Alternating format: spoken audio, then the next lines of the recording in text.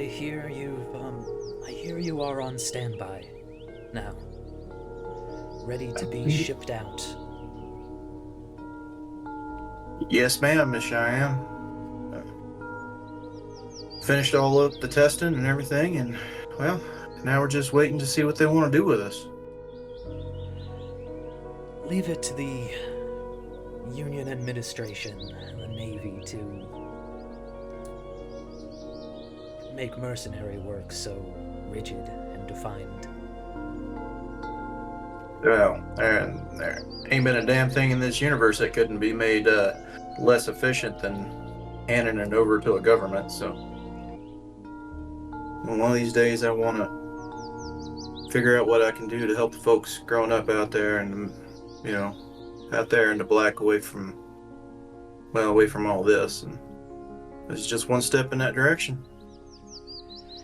And with Union's guidance, I'm sure you will be able to do just that, if a bit bigger picture than the rest of us rim-bound Lancers. The Suppose that's the Auxiliary goal. Corps. It's an amusing term. How the Union enjoys keeping you defined in titles and regulations while still keeping you deniable.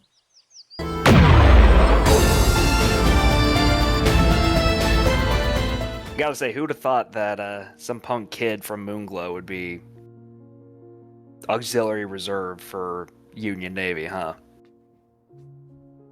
He raises his hand. I think I called it. Yeah, I think that's kind of part of the reason why you convinced me to get out of the unit and get my ass over here, but, Hey, anytime you want to come back, I'll be the first to say.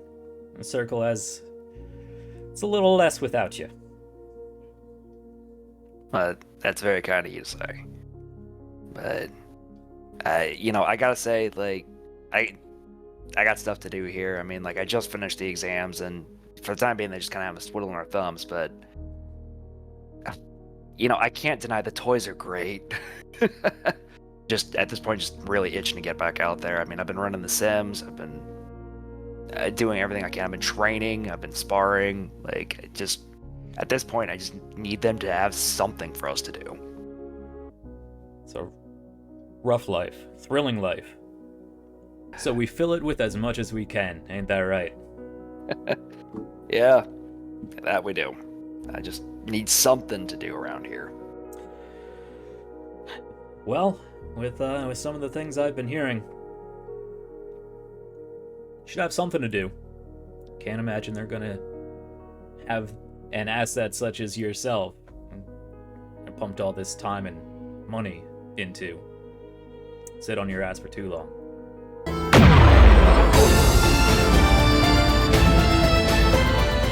Well, I hear it. You are properly certified, all the boxes checked off, and on your way to proper Union service.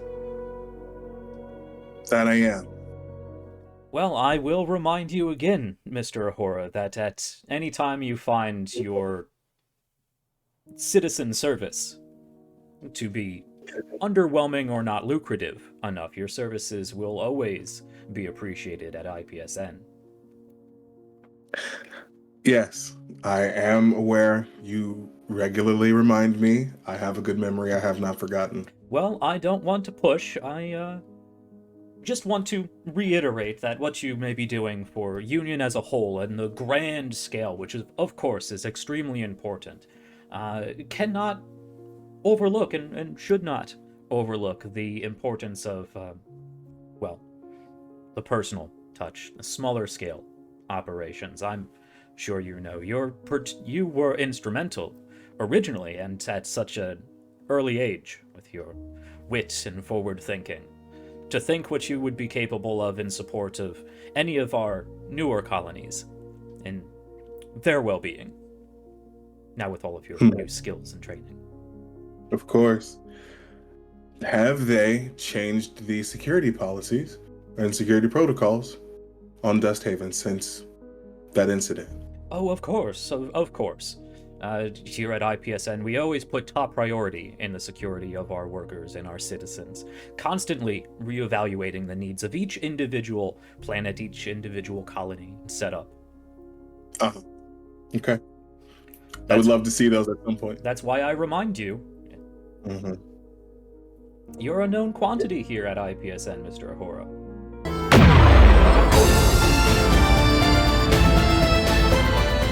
What is your father's name? Oh no. Stephen. Stephen Carey. Mr. Stephen Carey has left a message for you. Siobhan looks at it. Doesn't delete it, but doesn't open it. And it goes into a little folder to the side where there are multiple unread messages. Yeah, we haven't talked since I left. All right. You probably have a dozen or so messages. Of course, it's been 5 or 6 years. Actually, with travel time included for him, probably closer to 10. With everything I've done to give you the resources to lead a good life, this is what I know you can do better, Siobhan. They don't give us anything. They say they give us everything we need, and you don't get anything. They're wasting you. We live in a society. They're wasting both of us. We live in a society, Shushi. It's not just me. It's not just you. We work for the unity of our society. We all contribute. We live to make other people content. We could do so much more. How much better do you think you can make things in a cell? You think you don't have resources now, that they don't give me or you what we need? Recognition. You're not gonna do that locked in a basement somewhere. They certainly recognize something. They put me in the military.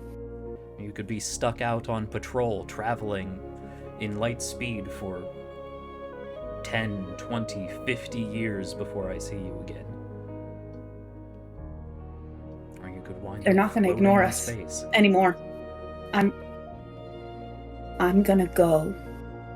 And I'm gonna make sure that they can't ignore us anymore.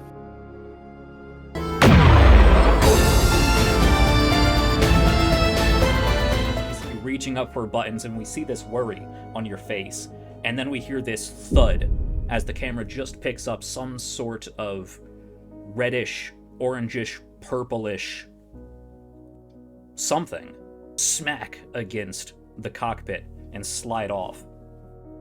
And then we hear an explosion. And we see your hand reach up and press a red button. And we see the bolts shoot out from Throne as atmosphere sucked out into space as you eject. But before you can focus on whatever may be around you, you are just in darkness. You are standing on something.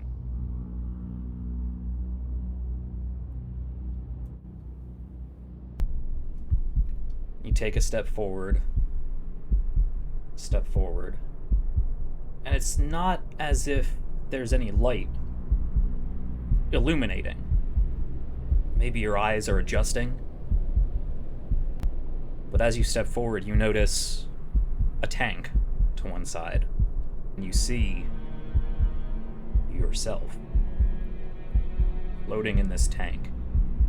It's mask attached to your nose and mouth. Just sort of limply floating there. But you are driven to step onward and onward. There you are again, but gaunt, gray. Not necessarily old, but decayed, desiccated, dead. Step onward and onward. And you see yourself again, this time presumably older. Not terribly so, but older. But it's fuzzy. You know it's you, but you can't make out your face. Take a few steps forward. And you see another tank, but it's shattered. You can hear the sloshing and the crunching of glass underneath your feet as you continue pressing forward and forward. And then you get to the end of this hallway, and there is just a mass of this reddish, orangish, pulsating flesh spread out across the wall. You can see one tendril leading back to that broken tank. There's raised ridges, perhaps scales even in some patches. Some of it is bubbling.